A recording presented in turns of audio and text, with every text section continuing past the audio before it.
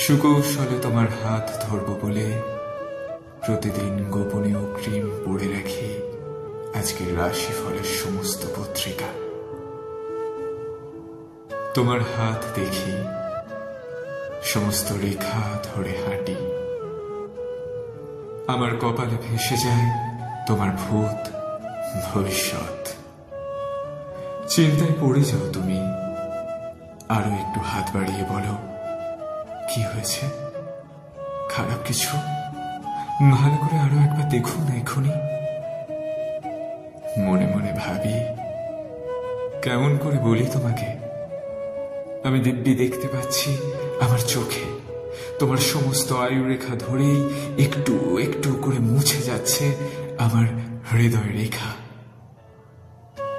কি একটা দুঃসংবাদ! তোমার প্রেমিক হবে একজন কবি। তুমি সমস্ত সুখ উজাড় করে দিলেও সে লিখবে শেষে বিরহের কবিতা।